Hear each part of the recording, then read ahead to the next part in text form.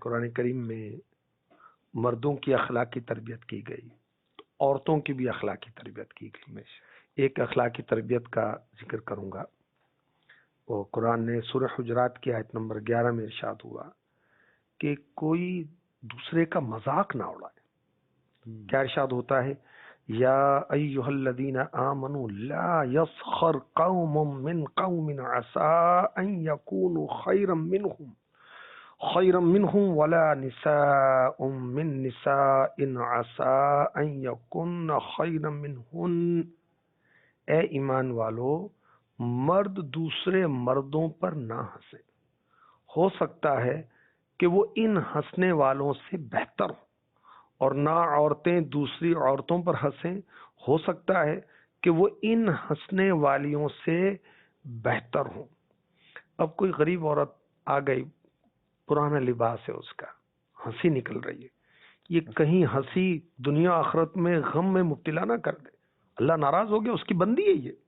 اور اللہ کی تقسیم ہے، کسی کو مال دیا، کسی کو نہیں دیا، کسی کو صحت مند بنایا، کسی کو کمزور بنایا، کسی کو لمبا بنایا، کسی کو چھوٹے قد والا بنایا، کوئی صحت مند ہے، کوئی بیمار ہے، یہ تو اللہ کی تقسیم ہے، اللہ کی مرضی ہے۔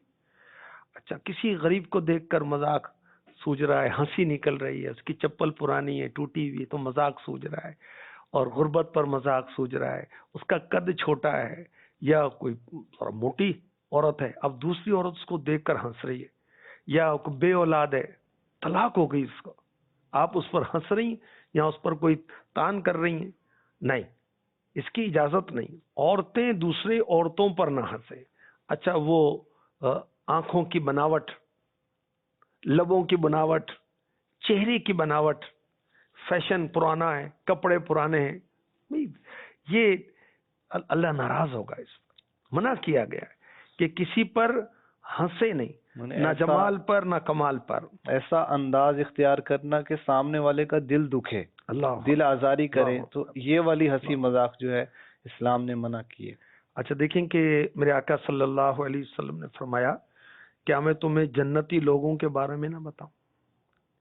ہر وہ شخص جو کمزور لوگوں کی نگاہوں میں گرا ہوا ہے، اگر وہ اللہ پاک پر قسم کھا لے، اللہ پاک ضرور اس کی قسم سچی کر دے گا۔ بظاہر وہ غریب لگ رہا ہے، بظاہر وہ جسمانی لحاظ سے کمزور لگ رہا ہے، مگر اللہ کی بارگاہ میں اس کا کیا مقام ہے ہم تو نہیں جانتے نا۔ اور مذاق اڑانے کا شرعی حکم کیا ہے؟ کسی کی تحقیر زبان سے کریں، اشارے سے کریں، یا کوئی طریقہ مذاق اڑانے کا، یہ حرام اور جہنم میں لے جانے والا کام ہے۔